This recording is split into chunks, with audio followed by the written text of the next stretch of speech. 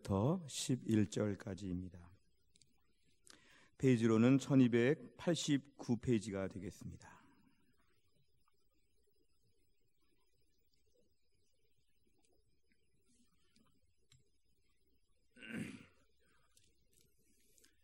요나서 4장 1절부터 11절까지의 말씀을 저와 한 절씩 교독하시겠습니다.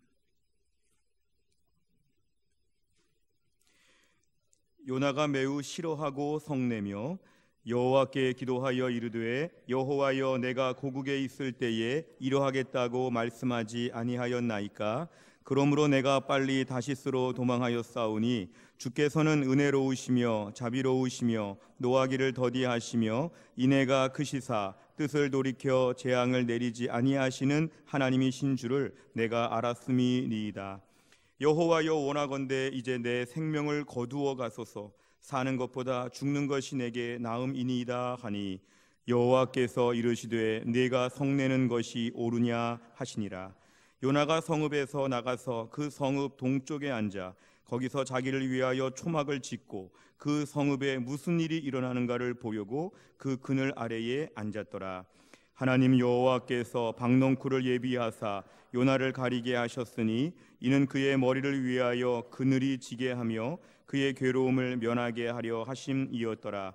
요나가 박넝쿨로 말미암아 크게 기뻐하였더니 하나님이 벌레를 예비하사 이튿날 새벽에 그 박넝쿨을 갉아먹게 하심에 시드니라. 해가 뜰 때에 하나님이 뜨거운 동풍을 예비하셨고 해는 요나의 머리에 쪼임에 요나가 혼미하여 스스로 죽기를 구하여 이르되 사는 것보다 죽는 것이 내게 나으니이다 하니라. 하나님이 요나에게 이르시되 네가 이 박넝쿨로 말미암아 성내는 것이 어찌 옳으냐 하시니 그가 대답하되 내가 성내어 죽기까지 할지라도 옳으니이다 하니라.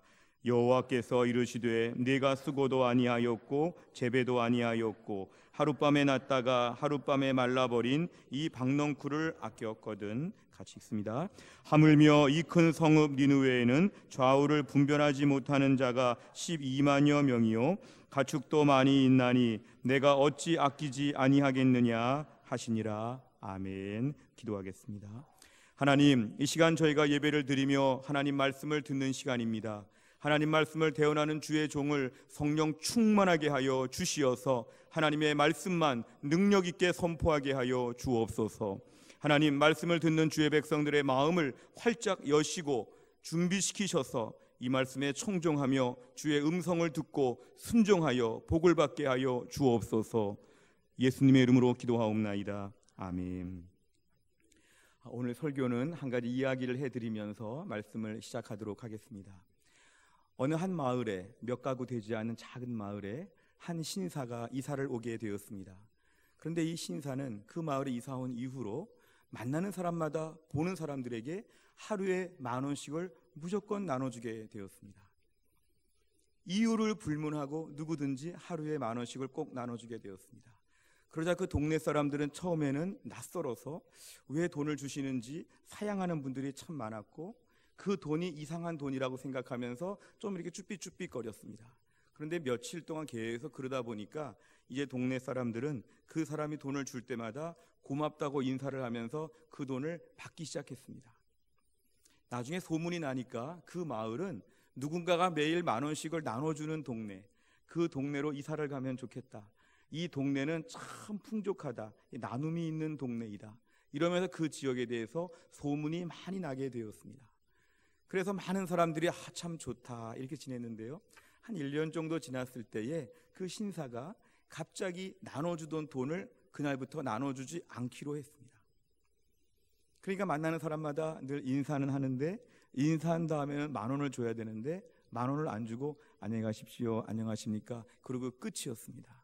그러니까 많은 사람들이 이 신사를 볼 때마다 반가웠겠지요. 반가우면서도 언제 돈 주나 그랬는데 정말 인사만 하고는 가버리니까 왜 10,000원을 안 줄까? 점점점 사람들 앞에서는 이제 많은 사람들이 모여서 왜 신사가 오늘부터 10,000원을 안 주게 되고 왜 우리 마을에 이제 이런 일이 없어졌을까? 이러면서 모두 이상하다 이랬습니다. 마을 사람들이 모여가지고 대책을 논의했죠. 한 부류의 사람들은 이렇게 얘기했습니다. 그동안 그분에게 매일 10,000원씩 받은 게 과분했지. 그분이 우리에게 괜히 돈을 준 거니까 이건 고마웠던 거지. 근데 안 주니까 이건 그분의 마음이니까 어쩔 수 없는 거지. 그냥 받아들이자. 이렇게 하는 분들이 많이 있었습니다. 우리가 1년 동안 수백만 원을 받았으니까 이것만 받아도 우린 너무너무 감사하고 좋았지. 이런 분들이 있었지만 또 한 부류의 사람들은 그동안 돈을 주셔서 참 좋았는데 너무 아쉽습니다. 당신은 부자니까 돈을 좀 더 줄 수도 있지 않습니까? 좀 더 주면 좋겠는데, 더 주면 좋겠는데 이렇게 부탁조로 그냥 그전처럼 10,000원씩을 좀 주면 안 되겠습니까? 이렇게 부탁하려고 하는 이런 사람들이 있었습니다. 우리 그 신사를 만나가지고 부탁을 좀 해보자. 우리 그 10,000원 받는 거 계산하고 살림 계획을 짰기 때문에 우리 그 10,000원이 없으면 좀 그렇습니다. 나 그 10,000원 참 좋았는데 이러면서 부탁하기로. 그런데 대부분의 마을 사람들은 어떤 마음을 가졌냐 하면 화가 나기 시작했습니다. 아니 우리를 얼마나 무시했으면 주다가 안 주냐. 왜 우리에게 매일 10,000원씩을 주다가 갑자기 돈을 끊어가지고 우리를 좀 들었다 놨다 하면서 우리 마을을 우롱하는 것이냐, 우리를 좀 욕하는 것이냐, 우리를 무시하는 것이냐, 이러면서 흥분하게 되었습니다. 부자인 것 같은데 좀 10,000원씩 그전처럼 좀 주면 좋은데 왜 그렇게 변덕을 부리면서 돈을 안 주냐고 흥분하게 되었습니다. 막 따지는 마음을 갖게 되었죠. 우리가 만약에 제3자 입장이라면 이 마을 사람들 앞에서 우리가 가서 한 말을 한다면 무슨 말을 해줄 수 있을까요? 우리가 마을 사람들 앞에서 무슨 말을 해줘야지 될까요? 한번 우리 자신의 입장을 생각해 보시길 바랍니다. 이 이야기는 제가 몇 년 전에 어느 신문에선가 읽은 글이었는데요. 그 자료를 찾을 수가 없어서 제가 하나 이야기를 만들어서 기억을 더듬어서 만든 그런 글입니다. 우리가 오늘날 신앙생활하면서 우리에게는 때로는 성공 같은 일들도 많습니다. 예수 믿고 잘된 일들, 좋은 일들도 참 많습니다. 근데 한편으로 보니까 예수 믿는데도 불구하고 어려운 일들과 힘든 일들도 조금 있었습니다. 자, 그러한 상황 가운데서 우리가 이 마을 사람들이라고 생각한다면, 우리 과연 그 하나님을 그 신사라고 생각한다면 우린 과연 하나님 앞에서 그동안에 어떤 마음을 가지고 살아왔는지, 내 안에 잘되고 좋은 일이 있어서 참 즐거웠는데 내 안에 힘들고 어려운 일이 생길 때마다 우리가 하나님 앞에서 이 마을 사람들처럼 혹시 반응하지는 않았는지 우리 자신을 좀 돌아볼 수 있는 좋은 예라고 생각합니다. 우리가 오늘 이 말씀을 가만히 염두에 두시면서 우리가 오늘 요나 이야기를 좀 해드리려고 합니다. 요나는 특별히 구약시대의 선지자였는데요, 아수르 시대의 사람이었습니다. 이 아수르는 고대 근동 아시아에서 한 주전 8세기 정도 패권을 가지고 있는 강대국이었습니다. 이 아수르라고 나라는 애국부터 시작해서 저 서남아시아, 중동, 지중해 연안까지 넓은 땅을 다 차지하는 그런 나라였습니다. 근데 오늘 요나가 하나님께 갑자기 명령을 받은 것은 뭐냐 하면 요나서 1장 1절과 2절 같이 한번 읽겠습니다. 시작. 여호와의 말씀이 아미떼의 아들 요나에게 임하니라. 이르시되 너는 일어나 저 큰 성읍 니느웨로 가서 그것을 향하여 외치라. 그 악독이 내 앞에 상달되었음이니라 하시니라. 아멘. 하나님께서 요나에게 명령하셨습니다. 저 아수르 제국의 수도인 니느웨에 가서 거기서 하나님의 심판을 선포하라. 너희들의 악독이 너무 가득하여서 하나님이 다 벌을 내릴 것이다. 너희 벌을 받을 것이다. 이렇게 하나님의 경고성 예언을 선포하라. 그래서 요나는 선지자임에도 불구하고 그 명령을 받고 도망갑니다. 하나님이 니느웨로 가라 그랬는데 엉뚱한 곳으로 도망을 갑니다. 학자들은 이 도망간 이유에 대해서 한 2가지 정도로 추측을 하고 있습니다. 첫째는 뭐냐면요, 이 아수르라고 하는 나라, 이 아수르라는 나라가 너무 잔인한 민족이었다는 것이죠. 지금도 박물관, 대형 박물관 같은 데 가면은요, 우리 교회 천장에 한 이만큼 되는 벽에 큰 그림이 있습니다. 근데 그 그림을 보면 이렇게 부조와 같이 이렇게 다 바깥으로 튀어나온 이렇게 그 조각같이 만들었는데요, 거기 보면은 그 아수르의 하나 예를 소개하는데 유다의 라기스라고 하는 그 성을 점령할 때의 사건인데요, 얼마나 잔인한지 그 이스라엘 사람들을 산채로 잡아다가 가죽을 벗겨서 죽입니다.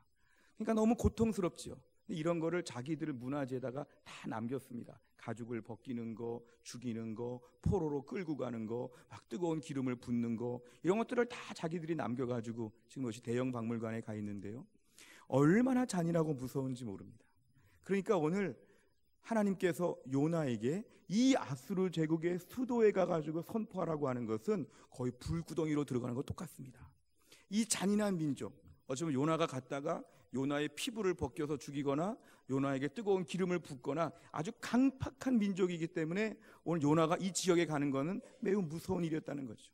우리로 치면 저 IS 지역에 매일 참수하고 이 잔인한 민족들 앞에서 IS에 가가지고 하나님이 IS를 벌할 것이다, 네가 내일 당장 출국해라, 이런 주님의 명령을 받는 것처럼 이건 매우 무서운 명령이었습니다.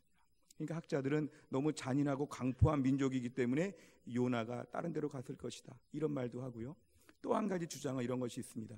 이 아수르가 너무 강대국이고 너무 못되게 구니까 하나님이 못된 민족을 벌하신다고 하니까 오늘 요나가 민족적인 감정을 가지고 하나님 벌하신다니까 아멘 할렐루야, 하나님 벌을 좀 세게 해주십시오, 하나님 좀 많이 혼내주십시오, 아수르 우리가 좀 덤비긴 어렵지만 하나님 좀 위에서부터 막 벌을 내려주십시오, 소돔과 고모라 스타일로 하나님 막 그냥 불구덩이를 내려주십시오, 이런 마음들이 민족적으로 있어서 이 땅이 회개하기를 바라는 마음보다는 그냥 고스란히 벌을 받기를 바라는 민족적인 마음도 있을 수 있다고 학자들은 주장하고 있습니다. 근데 결국 이러나 저러나 모든 이유를 합쳐서 요나는 불순종하고 도망을 갔습니다.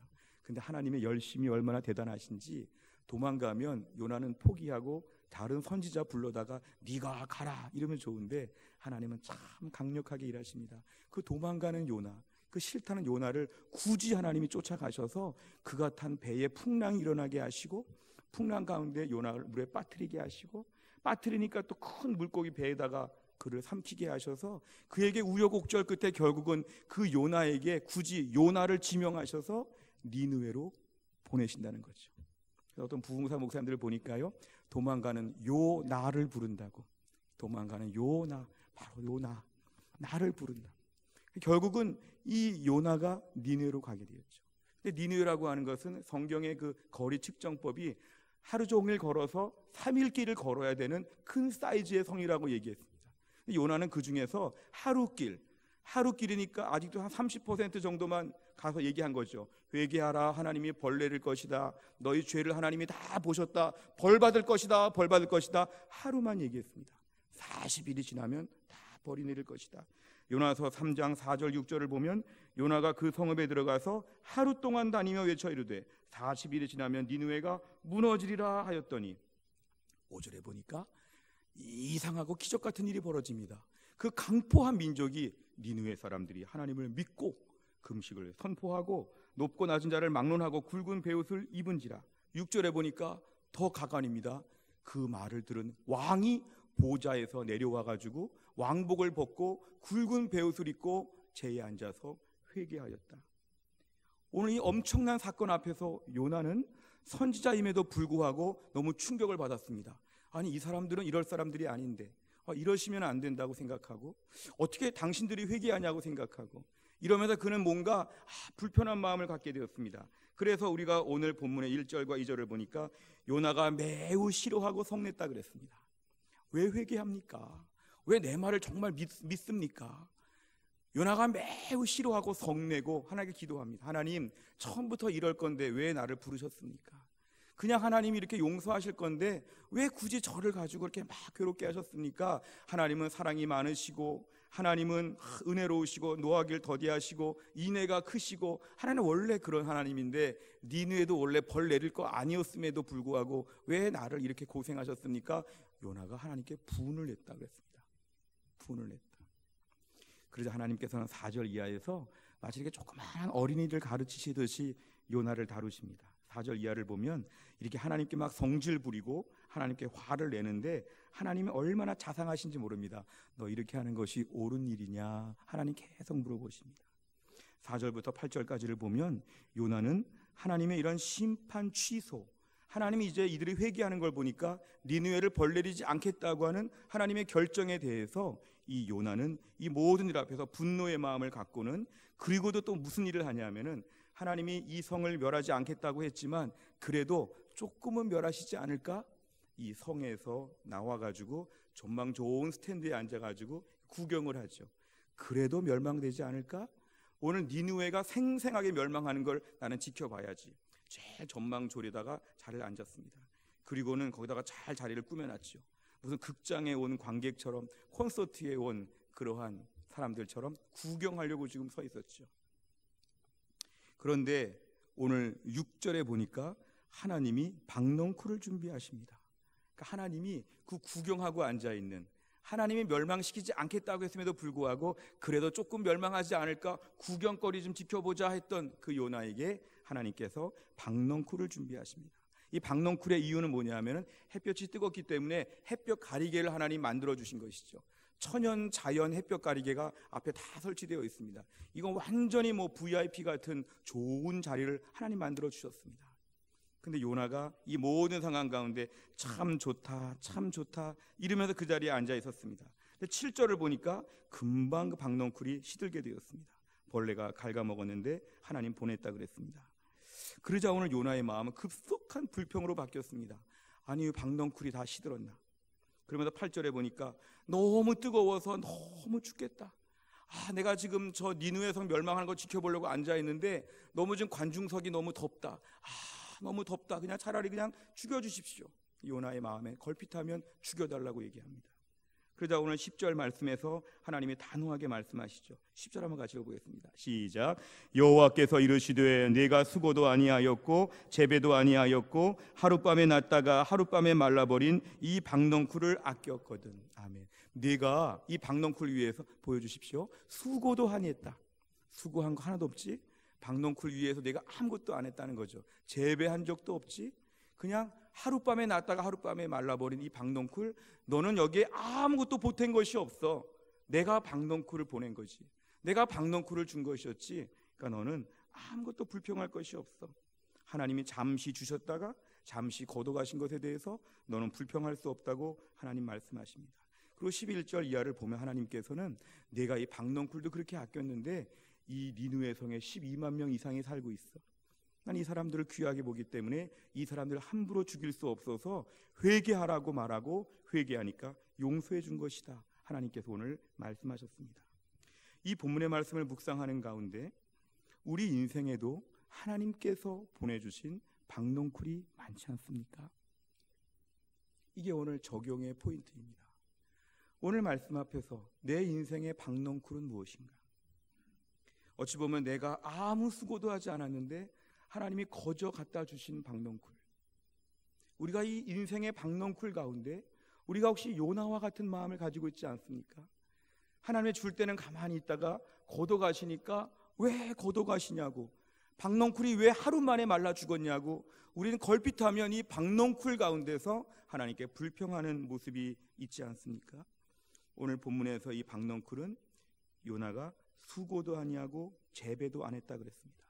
우리 인생 가운데 수고도 하지 않고 재배도 하지 아니하고 내가 그렇게까지 투자하지도 않고 내가 그렇게까지 일한 것도 아닌데 거저받은 것들이 많죠. 이 거저받은 것을 신학적으로 은혜라고 합니다. 은혜. 받을 만한 대가, 받을 만한 자격이 없는데 그냥 주는 걸 은혜라고 합니다. 그래서 하나님께서 우리 인생 가운데 필요한 것을 위에서부터 보시고 하나님이 불쌍히 여기셔서 우리에게 그냥 주시는 것들을 다 은혜라고 합니다. 오늘 본문의 표현에 의하면 다 박넝쿨입니다. 우리 인생 전체는 박넝쿨 상자 안에 들어있다고 해도 과언일 정도로 우리 인생 가운데 정말 다 하나님께서 그냥 주신 것들이 수두룩하다는 것이죠. 요나는 아무것도 보탠 것이 없으면서도 이 박넝쿨을 은혜라고 생각하지 아니하고 박넝쿨이 생겼을 때 그냥 기뻐만 합니다. 오늘 6절을 보면요, 하나님 여호와께서 박넝쿨을 예비하사 요나를 가리게 하셨으니 이는 그의 머리를 위하여 그늘이 지게 하시며 그의 괴로움을 면하게 하려 하심이었더라. 요나가 박넝쿨로 말미암아 크게 기뻐하였더니. 저 맨 밑에 줄이 중요합니다. 그냥 기뻐하는 거죠. 와, 박넝쿨이 있으니까 너무너무 좋다. 이 박넝쿨이 있어 너무너무 행복하다. 근데 박넝쿨 때문에 하나님께 감사하지는 않죠. 어쩌다 보니까 우연히 내가 오늘 자리를 잘 잡아서 이 박넝쿨이 잘 있을 만한 데다가 내가 자리를 폈나 보다. 우연히 됐나 보다. 그리고 원래 이 지역에는 박넝쿨도 많으니까 당연한 것이지. 한겨울에 눈이 오고 한여름에 비가 오는 것처럼 이건 당연한 것이지. 매사에 우연이 되었다, 당연하다, 우연이다, 당연이다 이렇게만 생각하게 되니까 요나의 심령에는 하나님께 감사할 것이 하나도 없었습니다. 그러니까 오늘 6절에 보니까 선지자임에도 불구하고 그는 요나가 박넝쿨로 말미암아 하나님께 감사하였더니 이런 말이 없습니다. 요나는 박넝쿨로 말미암아 크게 기뻐하고 좋아했다는 것이죠. 아, 박넝쿨 참 좋다. 고린도전서 15장 10절을 보면 사도 바울은 그렇게 얘기하지 않습니다. 같이 읽겠습니다. 시작. 그러나 내가 나된 것은 하나님의 은혜로 된 것이니 내게 주신 그의 은혜가 헛되지 아니하여 내가 모든 사도보다 더 많이 수고하였으나 내가 한 것이 아니요 오직 나와 함께 하신 하나님의 은혜로라. 아멘. 본문의 수고라는 말과 은혜라는 말은 대조가 되는 반대말입니다. 사도 바울은 그렇게 열심히 복음을 전하고 사도 바울의 인생은 마지막까지 철저한 희생이었고 철저한 고난이었습니다. 그런데 사도 바울은 내가 수고 많이 했으니까 이만큼의 일을 감당했다. 아시아 지역, 터키 지역, 그리스 지역에 마게도니아, 아가야 지방까지 내가 다 복음을 전했다. 나는 평생 1차, 2차, 3차 전도 여행도 많이 갔다 왔다. 내가 많이 수고했다. 이렇게 말하지 않고 내가 나의 나된 것은, 내가 그만한 일을 감당한 것은, 내 인생의 사역적인 수많은 과정이 있었던 것은 다 하나님의 은혜였다는 것입니다. 사도 바울은 자신의 삶에 있어서 모든 공로, 모든 수고 다 하나님께 돌리고 있습니다.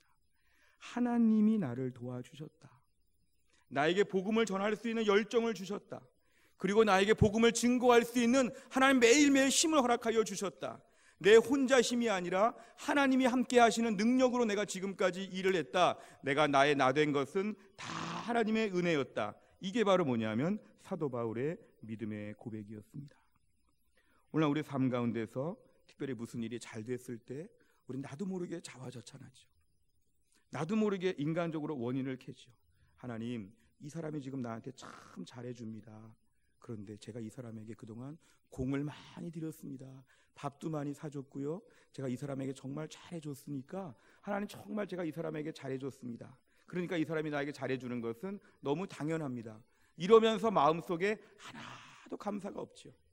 근데 믿음의 사람 뭐라고 말할까요? 하나님, 이 사람이 나에 대해서 무심하거나 이 사람이 나에게 더 적대적일 수 있는데 이 사람이 나에게 잘해주는 것은 하나님의 은혜입니다.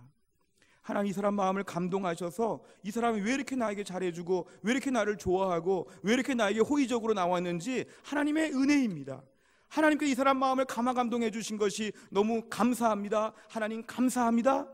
이게 바로 은혜를 아는 사람의 고백입니다. 대학 입시철에 대학을 들어갔습니다. 대학 들어가기 어렵죠. 대학을 들어갔는데 대학에 다 들어가고 나서는 내가 얼마나 1년 동안 열심히 공부했는지, 우리 부모님이 얼마나 뒷바라지를 많이 해줬는지 다 이유들이 있지만 은혜를 아는 사람은 하나님의 은혜부터 먼저 기억하죠. 하나님께서 저에게 공부하는 시간 동안 지혜를 주시고 건강도 주시고 좋은 친구, 좋은 선생님, 모든 과정들을 주시고 내 앞날에 하나님의 한 단계를 걸어 올라갈 수 있도록 하나님이 다 은혜를 베풀어 주셨습니다. 이렇게 고백하게 되면 이게 바로 뭐냐면 은혜를 아는 사람의 고백이죠. 이 어려운 때에 취업을 했습니다. 직장에 들어갔습니다. 너무 감사하죠. 이럴 때 우리가 내가 오늘 취업에 성공했는데 얼마나 수고했는지, 얼마나 열심히 했는지 이렇게만 말하게 되면 은혜를 모르는 것이죠. 그냥 올해는 그냥 신입사원을 많이 뽑았대요. 이런 식으로 말하면 하나님의 역사를 부정하는 것입니다. 신입사원 많이 뽑아도 안 되려면 다 안 되죠. 오늘 저 회사가 사람들을 많이 뽑아서 된 것이 아니고 오늘 하나님께서 그동안의 나의 눈물 어린 기도에 응답하셔서 나에게 은혜를 주시어서 나에게 오늘 직장 갈 수 있도록 도와주셨습니다. 이게 바로 믿음의 고백입니다. 오늘날 믿음의 사람들은 매사에 그렇습니다. 취업했습니다. 결혼했습니다. 아이를 낳습니다. 이사 갔습니다. 여러 인생의 수많은 계획들을 가면서 다 뭐냐 하면 이것이 은혜라는 것이죠. 은혜. 오늘 6절처럼 은혜를 모르고 그냥 혼자 막 기뻐하고 뛰어노는 거는 철없는 아이들이죠. 오늘 본문의 6절에 크게 기뻐하였다. 그냥 기뻐하는 사람은 은혜를 모르는 것이고 이 모든 것이 하나님의 일하심의 결과입니다. 이게 바로 믿음을 아는 사람들의 신앙 고백입니다. 그래서 우리의 삶은 매일매일 이 은혜를 알기 때문에 다 박넝쿨입니다. 하나님, 오늘 내 인생에 박넝쿨을 주셔서 감사합니다. 이것도 박넝쿨이고 이것도 박넝쿨이죠. 어제까지 없었던 게 오늘 생겼습니다. 어제까지 불가능한 게 오늘 달라졌습니다. 하나님이 다 일하신 거죠. 우리 한밤중에 그냥 잠을 잤죠. 근데 하나님께서 밤새 일하시죠. 아침에 회사 나와 보니까, 아침에 누구를 보니까 마음이 다 움직여졌지요. 뭐 했을까요? 하나님이 밤새 작업하신 것이죠. 어제까지 전혀 알지 못했던 어려운 문제였는데 아침에 풀었습니다. 누가 한 거지요? 하나님께서 우리에게 은혜를 베풀어 주신 것이죠. 내 삶의 중요한 모든 사건들 가운데 그래서 우리는 항상 예민하게 보면서 내 인생의 모든 사건들은 하나님이 매일매일 역사하시고 일하신 결과라고 은혜를 고백해야 됩니다. 하나님 선물 잘 받았습니다. 하나님 도움 잘 받았습니다. 하나님 감사합니다. 그래서 우리는 내 인생에 생긴 모든 박넝쿨 때문에, 내 인생의 축복과 성공 때문에 결코 자랑할 수가 없습니다. 고린도전서 4장 7절을 보면 같이 읽습니다. 시작. 누가 너를 남달리 구별하였느냐? 내게 있는 것 중에 받지 아니한 것이 무엇이냐? 내가 받았은지 어찌하여 받지 아니한 것 같이 자랑하느냐? 아멘. 우리 가지고 있는 것은 다 받은 것이라는 겁니다. 이 받았다는 것은 하나님이 주셨고 나는 받았다는 것이죠. 내가 벌었다, 내가 수고했다, 내가 쟁취했다, 내가 성취했다, 이것이 아니라 하나님께서 우리에게 다 주신 것이죠. 우리의 생명, 우리의 건강, 우리의 모든 학교, 우리의 직장, 우리의 자녀, 우리의 모든 교회, 내 모든 스펙들, 내 모든 것들 하나님이 다 주신 것이고, 우리 그냥 부지런히 그릇 갖고 다니면서 하나님께 받은 것이죠. 그래서 믿음의 사람의 고백은 뭐냐 하면은, 하나님 아버지 저에게 모든 걸 다 은혜로 주셨기 때문에 자랑하지 않겠습니다. 하나님이 다 그냥 주신 것이기 때문에 자랑하지 않겠습니다. 다 감사합니다. 이게 바로 믿음의 사람의 신실한 고백입니다. 그런데요, 이렇게 하나님께서 우리에게 은혜로 주신 것을 고백하게 되면 보너스 축복이 있는데, 그게 뭐냐면 앞날에 대한 불안과 염려가 사라집니다. 내가 그동안 젊었으니까, 내가 그동안 똑똑했으니까, 내가 정말 그때그때 일을 잘했으니까 이만큼 성공했지, 그러면 이제 앞날엔 큰일 났습니다. 몸도 쇠하고 지식도 쇠하고 앞으로 다 어려워지니까 내 노후의 인생은 내가 옛날만큼 일을 못하는데, 내가 옛날만큼 일을 큰일 났다, 어떻게 할까? 내 힘으로 살아왔다면 앞으로 큰일 났죠. 근데 하나님의 은혜를 고백하는 사람들은 그동안도 어차피 은혜, 앞으로도 어차피 은혜, 은혜로 살 것을 믿기 때문에 마음의 평안함을 주십니다. 그동안 지혜로 살았으면 앞으로도 지혜가 꼭 있어야 되죠. 그동안 너무 똑똑했으면 앞으로 똑똑해야죠. 그동안 돈이 많았으면 앞으로 또 똑똑하고 돈이 많아야죠. 근데 그것이 아니라 그동안도 하나님의 은혜로 살아왔다면 앞으로도 하나님께서 우리에게 은혜로 계속 채워주신다는 것입니다. 그 은혜로 사는 인생은 그래서 불안하지가 않습니다.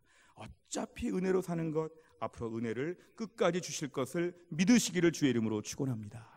인생의 모든 염려와 걱정 가운데도 내 인생의 모든 필요한 것들은 앞으로 은혜로 하나님이 다 채워주시고, 내 인생에 계속해서 하나님께서 우리 안에서 계속 하나님께서 우리에게 박넝쿨을 공급하여 주실 것을 우리는 믿어야 합니다.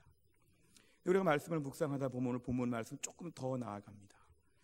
우리의 모든 것을 우연이나 당연이 아니라 감사로 알고 하나님께 영광 돌려야 된다는 것을 배웠는데요, 여기까지만 다 끝내면 참 말씀이 더 좋을 수 있지만 오늘 본문은 조금 더 나아가야 합니다. 이게 바로 뭐냐면은 하나님이 은혜로 주신 박넝쿨을 치울 수 있다는 것입니다. 우리는 하나님의 은혜로 주신 거 인정할 테니까 한 번 주시면 하나님 가져가지 마십시오. 주시는 거는 자유인데 가져가실 수 없습니다. 우리 집안의 물건은 갖다 주는 건 좋지만 내갈 수는 없습니다. 하나님 안 됩니다. 이게 저희들 안에 내재되어 있습니다. 근데 오늘 본문에 보실까요? 하나님 박넝쿨을 6절에 주셨다가 7절 8절에 거둬가십니다. 하나님이 어차피 은혜로 주신 것을 인정하게 되면 주신 하나님께서 거둬가실 수 있는 것까지도 고백해야 하나님의 주권을 인정하는 것이고, 이게 진정한 믿음입니다. 진정한 믿음은 하나님은 은혜를 주시고 하나님이 조정하시고 변경하시고 수정하시고 하나님의 계획에 따라 임의로 일하실 수 있다는 것을 인정해야 됩니다. 저급한 우상 종교들은 그렇지 않습니다. 우상 종교는 기본적으로 내 밑에 우상을 이렇게 부리고 우상이 내 심부름꾼 같기 때문에 우상에게 빌기는 빌지만 결국은 내 마음대로 하는 거죠. 근데 하나님은 우상이 아니십니다. 우상은 무조건 빌고 막 복만 빌지만 하나님은 우상이 아니기 때문에 하나님이 판단하시죠. 우주 전체를 보시고 판단하시고, 나라와 민족 전체를 보시고, 교회를 보시고, 우리 인생 전체를 보시면서 하나님이 조정하시죠. 어떨 때 주셨다가, 어떨 때 바꾸셨다가, 어떨 때 뒤집으셨다가 하나님의 임의로 변경을 하시죠. 이게 바로 뭐냐면 하나님의 주권을 믿는, 주권에 대한 분명한 믿음이 필요하다는 것입니다. 우리가 신앙생활 2학년, 3학년처럼 한 단계씩 올라가고 싶다면 이 주권을 믿어야 됩니다.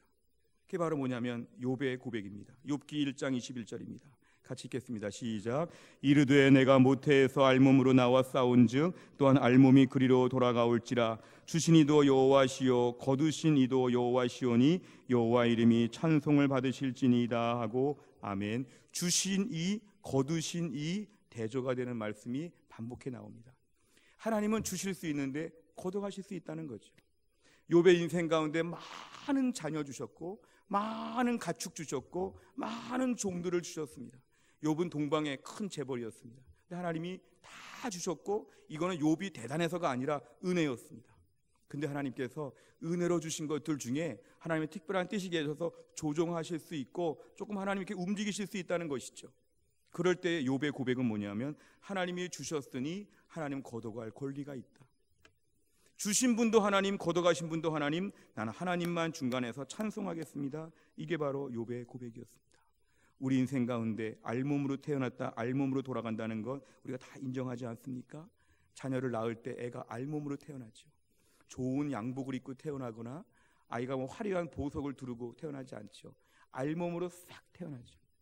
저희 아버지 장례 때 입관할 때 보니까요, 마지막에 우리가 세상을 떠날 때도 알몸으로 가는 것이죠. 하나도 가지고 가는 것이 없죠. 알몸으로 태어났다가 알몸으로 돌아간다고 보면 이 땅에서의 모든 것, 있다가 없고 없다가 있고 하는 모든 조정의 문제에 대해서 이것이 내 소관이 아니라 하나님의 주권이기 때문에 하나님만이 모든 걸 움직이실 수 있다고 우린 고백할 수가 있어야 합니다. 이게 바로 뭐냐면 하나님의 섭리입니다. 하나님의 주권이죠. 하나님은 주실 수도 있고 거두실 수도 있고 조정하실 수 있다는 것. 그래서 하나님의 결정을 항상 신뢰하고 따를 수 있는 것. 오늘 본문의 박농쿨도 하나님이 주셨지만 거둬가실 수 있는 것 속에서도 하나님을 인정하고 찬양하는 것이 바로 하나님이 요구하시는 믿음의 수준입니다. 때로 이해할 수 없는 일들이 발생할 때가 있습니다. 선교지에서 선교 훈련을 다 마치고 언어 훈련까지 다 마치고 이제 그 나라 말로 전도할 수 있게끔 만반의 준비를 다 했는데 선교지로 가는 날 아침에 교통사고가 나가지고 세상을 떠나는 선교사님들을 볼 때 우리는 안타까워합니다. 하나님이 애초에 선교사로 부르셨으면 조금이라도 일을 해야 되는데 그 나라 말만 배우고 가봐서 한 명도 전도하지 못하고 그냥 죽는 거. 실제로 부산이나 경남 지역에, 호주 지역에 선교사님들이 많이 오셨는데요, 초반에 초창기에 오셨던 선교사님들이 가서 언어를 준비하고 다 준비했지만 이 젊은 선교사님들이 질병에 걸리고 사고를 만나고 여러 가지 어려움을 겪으면서 부산 경남 쪽의 선교가 처음에 어려울 수 있었습니다. 왜냐하면 네비우스 선교 방법으로 다 지역마다 이렇게 전도 지역을 할당했기 때문에 그럼 경남 부산은 누가 전도해야 될까? 이럴 때 호주에서 앞에 갔던 선교사들이 죽었다는 이야기를 듣고 더 많은 선교사들이 더 많은 후원금을 가지고 부산 경남 지역에 집중해서 오히려 더 좋은 더 많은 선교사님들이 부산과 경남 지역의 전도를 선교를 열심히 감당했습니다. 우리가 생각할 때는 언어 연습 다 하고 그냥 선교사가 죽었으니까 하나님이 실수한 것처럼, 그리고 이 모든 일은 다 엉망진창인 것처럼 이렇게 볼 수 있지만 하나님의 생명을 거둬가시긴 했지만 이 일을 통해서 오히려 하나님이 더 많은 역사가 일어날 수 있도록 하나님이 주관하여 주셨다는 것입니다. 그래서 우리는 우리 역사 가운데 하나님의 주권에 대한 것을 분명히 해야 됩니다. 하나님이 주신 것도 은혜이고 하나님은 거둬가실 수도 있고 저는 다 괜찮습니다, 주님. 예레미야 18장 6절을 보면은 여호와의 말씀이니라 이스라엘 족속아 이 토기장이가 하는 것 같이 내가 능히 너희에게 행하지 못하겠느냐. 하나님의 토기장이라는 거죠. 하나님의 토기장이로 그릇을 만드실 때 어떤 것은 이만하게 만들고 어떤 것은 조그맣게 만들고 어떤 것은 주전자로 만들고 어떤 것은 조그만 간장 종지로 만들고 토기장이가 마음대로 만들 수 있다는 거죠. 하나님께서 역사의 주인이시라는 말씀은 하나님의 토기장이처럼 우리 인생을 다루신다는 것입니다. 그래서 하나님이 역사의 주관자가 되어주심을 보면서 이 모든 과정 가운데 우리가 불평할 수가 없다는 것이죠. 그동안에 우리의 삶 가운데서 왜 갑자기 헤어져야 되는지, 왜 갑자기 이걸 잃어버려야 되는지, 왜 이런 어려움을 겪어야 되는지, 왜 멈춰야 되는지, 왜 이렇게 느린지, 왜 이렇게 잘 안 되는지 인생에 수많은 일들이 진행이 됩니다. 이럴 때마다 우리들은 하나님을 향하여 원망하기가 쉽습니다. 하나님, 이건 왜 이렇고 이건 왜 이렇습니까? 불평할 수 있죠. 근데 하나님은 어떤 분이시냐면 이 모든 것을 주관하시면서 그동안에 이만큼 인도하여 주신 것 자체도 은혜임을 깨닫게 하여 주신다는 것입니다. 찬송가 301장을 보면 지금까지 지내온 것 주의 크신 은혜라. 내 인생에 지금까지 살아온 모든 것이 하나님의 은혜였음을 고백하게 하신다는 것입니다. 다 은혜였습니다. 때론 집안에 우리 자녀가 있는데 자녀가 몸이 많이 아파도 왜 이렇게 아플까 생각할 수 있지만 하나님 우리에게 자녀 주신 것 감사합니다. 내 인생에 다 힘들고 어려워도 맨 마지막에 최후의 보루 나에게 생명 주신 것 감사합니다. 나에게 천국 주신 것 감사합니다. 나에게 직장과 가정과 교회와 내 삶의 모든 것 가운데 하나님이 나를 지금까지 인도해 주신 모든 것이 다 은혜였기 때문에 감사합니다. 안 주셨어도 할 말이 없는데 하나님 주신 것이 은혜입니다. 이스라엘 백성들은 광야 생활하면서 늘 불평을 입에 달고 살았습니다. 홍해바다에 기적이 있었던 출애굽기 14장 15절 이하에 보면은 이스라엘 백성들은 홍해바다가 갈라지는 엄청난 정말 대단한 기적을 봤지만 단지 3일 만에 불평이 시작이 됐습니다. 3일 전의 기억을 보면 아직도 가슴이 흥분되고 막 홍해바다가 막 기억나야 되고 막 이래야 되는데도 3일 전에 홍해바다를 다 잃어버리고 얼마 전에 애굽의 열재앙을 다 잃어버리고 지금 당장 쓴물 한 번 마셨다고 쓴물 한 잔 마시고는 하나님 향하여 급격하게 불평하죠. 왜 그럴까요? 은혜를 기억 못해서. 하나님 저에게 그동안 지켜주신 것 은혜이고 그동안 광야에서 그동안 또 애굽에서 400년 동안 노예살이 종살이 하면서 우상 숭배하고 때리면 맞고 쩔쩔매다가 이제 하나님 백성으로 출애굽을 하여서 하나님 자유롭게 섬기고 믿음의 백성으로 살게 되었사오니 오늘 죽어도 하나님 감사합니다. 여기까지 온 것이 주님 너무 감사합니다. 여한이 없습니다. 아쉬움이 없습니다. 안 주셔도 되는데 하나님 못 본 채도 괜찮은데 하나님 지금까지 돌봐주신 것이 다 감사합니다. 이런 믿음을 가지기를 하나님은 원하셨다는 것입니다. 오늘 우리의 삶 가운데도 얼마나 하나님이 은혜로 주신 것이 많은지 모릅니다. 안 주셔도 따질 수 없는 하나님의 수많은 축복들을 저희는 받았습니다. 죄악으로 인해서 연약함으로 인해서 온갖 부족함이 많은 저희가 너무도 많은 걸 받아왔습니다. 그렇다면 우리는 하나님 앞에서 오늘날 이런 것들을 하나씩 둘씩 잃어버리고 없어지고 약해진다고 할지라도 기본적인 감사가 충만해야 됩니다. 하나님 모든 것이 다 은혜입니다. 모든 것이 다 주님의 사랑입니다. 하나님 고맙습니다. 조금 조정하셔도 걱정하지 않는 것은 예레미야 애가 3장 25절 기다리는 자들에게나 구하는 영혼들에게 여호와는 선하시도다. 아멘. 내 인생에 조금 하나님이 치워가시고 박넝쿨 조금 없어지고 박넝쿨이 조금 상한 것 같고 힘들고 어려운 일이 있어도 여호와가 선하시기 때문에 오늘도 우리의 인생을 붙잡아 주실 것을 믿습니다. 모든 것이 은혜이기 때문에 하나님이 안 주셔도 될 걸 주셨기 때문에 하나님이 주신 것들을 가지고 하나님이 조정하시는 걸 다 믿음으로 수용합니다. 하나님만의 영광을 받아 주시옵소서. 이런 믿음의 사람이 다 될 수 있기를 주의 이름으로 축원합니다. 한 가지 이야기를 하고 말씀을 마무리하겠습니다. 뮤지컬 중에서 루카스라고 하는 이런 뮤지컬이 있습니다. 한 장애인 부부가 있었는데요. 그 장애인 부부가 아기를 갖기를 원했는데 2번의 유산을 하고 3번째 임신을 하여서 귀한 아기를 갖게 되었습니다. 그런데 임신 초기에 병원을 다니면서 병원에 가니까 의사분이 하는 얘기가 이런 얘기를 합니다. 지금 태아에게 심각한 장애가 있는데 인공 유산을 해야 된다고. 알고 보니까 이 태아가 머리에 뇌가 골 밖으로 나와서 태어나도 이런저런 병으로 15분밖에 살 수 없다고. 태어나서 15분 만에 죽을 아이라고. 그러니까 지금 이제 몇 주 안 됐을 때 이제 아이를 포기하라고 이런 얘기 들었습니다. 그래서 이제 고민이 시작이 되었습니다. 얼마나 기다리던 아기인가. 근데 결국 그 부부는 상의해서 이 아기를 낳기로 하고 이름을 루카스라고 지었습니다. 아이를 비록 아직 볼 수는 없지만 태아이기 때문에 근데 이렇게 움직임을 느끼면서 이 아이가 지금 이렇구나. 아이의 생명력을 느끼며 살았는데 결국 아이가 태어났습니다. 태어난 아이 얼굴을 보니까 실제로 머리 뒤에 주머니 같은 게 있어서 뇌가 이렇게 더 나온 것이 있었던 것을 발견하게 되었습니다. 그 아이를 보면서 최선을 다해서 밀착해주고 아이를 사랑해주고 막 이렇습니다. 그러면서 이제 7분, 8분, 9분, 10분, 11분 시간이 갑니다. 15분 만에 아이가 죽는다고 했으니까 너무 극진하게 아이를 다 보고 있었습니다. 근데 왠지 아이가 15분을 통과해도 살아있었습니다. 호흡을 좀 가쁘게 하곤 했지만 30분, 1시간, 2시간 애가 살아있습니다. 그러니까 모두가 얼마나 다 반갑고 좋았는지, 게다가 그 다음 날이 됐는데도 아이가 죽지 않고 살아있습니다. 그러니까 나중에 집에 가가지고는 동네 사람들, 가족들을 다 불러 모아놓고 막 파티를 합니다. 그러면서 동네 사람들은 매일 하루에 하나씩 선물을 가져왔다고 합니다. 이 아이에게 평생에 줄 선물을 우리가 지금 다 주자. 그래서 하루, 이틀, 날짜가 계속 늘어납니다. 그러니까 이 아이 향한 소망이 막 커지기도 했는데요, 17일째가 되었을 때 아이가 엄마 품에서 조용히 세상을 떠나게 되었습니다. 그러자 장례식에서 많은 사람들이 모여서 과연 이 부부가 어떤 말을 할까?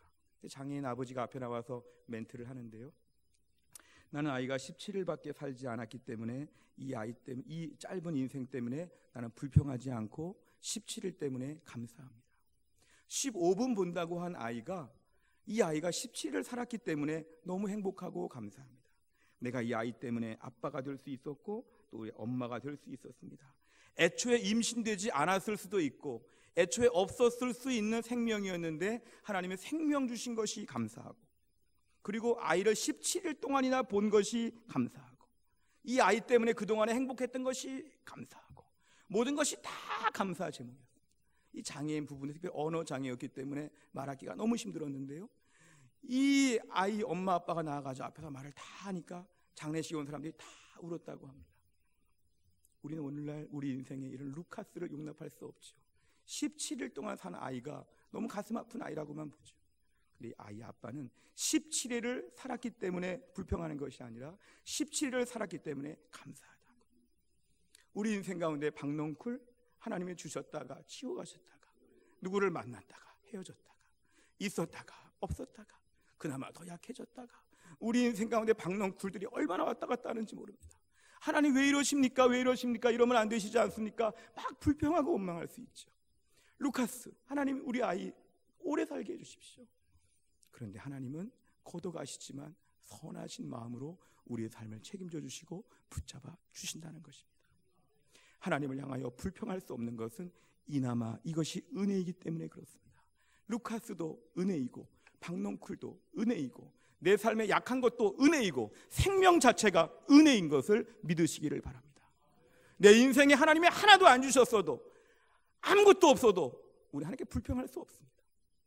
하나님 우리에게 거저 주신 사랑, 십자가에서 우리를 위해 죽으시고 천국을 예비하시고 다 거저 주신 것, 오늘도 우리의 삶에 하나님의 은혜가 너무 많습니다. 우리 삶 가운데 은혜를 잊어버리면 불평합니다. 오늘부터 우리의 삶에 은혜를 기억하면 불평이 사라집니다. 내 삶의 모든 것 가운데 다 은혜라고 고백하고 불평이 사라지고 은혜에 대한 간증과 찬양이 가득할 수 있기를 주의 이름으로 축원합니다. 기도하겠습니다. 하나님, 우리 삶에 너무 불평과 원망이 많습니다. 은혜가 하나도 없다고 생각하니까 자꾸 불평합니다. 하나님, 우리에게 영적인 치매에 걸리지 않게 하여 주시고 영적인 기억력이 살아나게 하여 주시어 지금까지 우리 인생 가운데 하나님 베풀어 주신 것들을 낱낱이 기억하고 매일매일 엎드려 하나님께 감사하게 하여 주옵소서. 우리 인생의 박넝쿨, 우리 인생의 루카스, 하나님 아버지, 아쉽고 아쉽지만 하나님은 선하시기 때문에 하나님의 조종과 변경과 주권을 믿고, 그래도 우리 하나님은 선하시다고 하나님을 뜨겁게 찬양할 수 있는 믿음의 사람이 될 수 있도록 우리를 붙잡아 주옵소서. 우리 성도들 중에 박넝쿨이 다 없어지고 낙심한 성도들, 믿음마저 없어진 성도들, 오늘 말씀 듣고 회복되게 하여 주시어서 하나님을 주목하여 바라볼 수 있도록 하나님이 함께하여 주옵소서. 예수님의 이름으로 기도하옵나이다.